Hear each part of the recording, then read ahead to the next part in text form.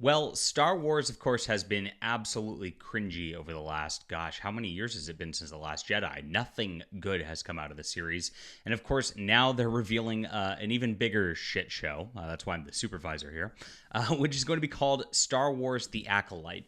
Now, this takes place in their High Republic era. And if you've watched Disney over the last several years, Disney has, of course, made the High Republic into like this diversity fest of just absolute craziness.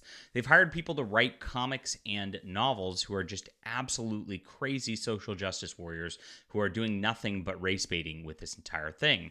Naturally, they've made everybody into gays and lesbians as well in these comics and novels, and we're going to see some of this hitting the TV screen very, very soon.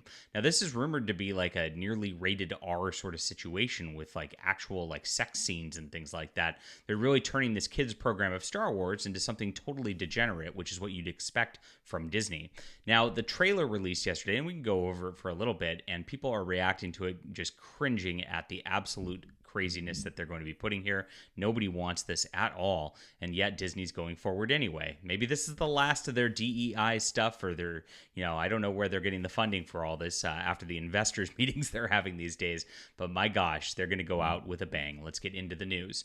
My name is John Delarose. I'm a #1 best-selling author and award-winning comic creator, a sci-fi guy for life, and so please hit that like and subscribe button and check out my alternatives to Star Wars. I've got books and comics in the description below. My store links. Really appreciate everybody who does so. Thanks for being here.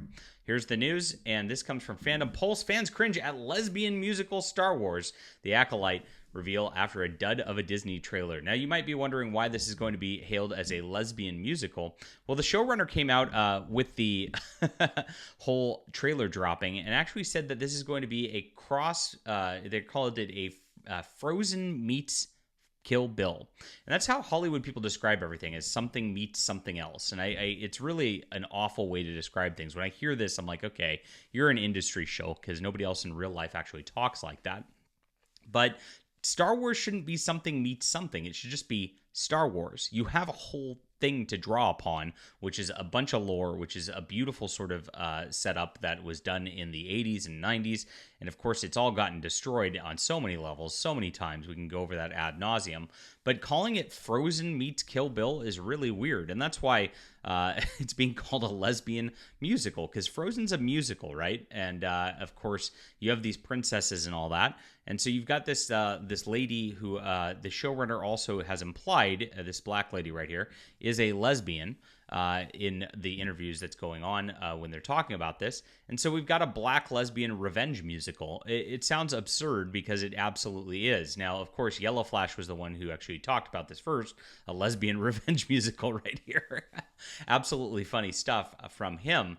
And it's something maybe we run with here. I mean, I don't really see much of a musical in the trailer, but it does seem like a lesbian revenge movie, which is what it is. I don't know where the Frozen comes into it, but hey, this is a weird Disney person who obviously doesn't like Star Wars.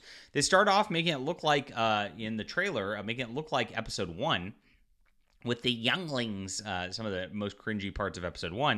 And then it gets into this, like, as interspersed narrative with this, like, black lady walking around what looks like the Star Wars cantina to try to get you those member berries all the way around. And then they talk about how Jedi are dying. Oh my gosh. And you get our lesbian black lady.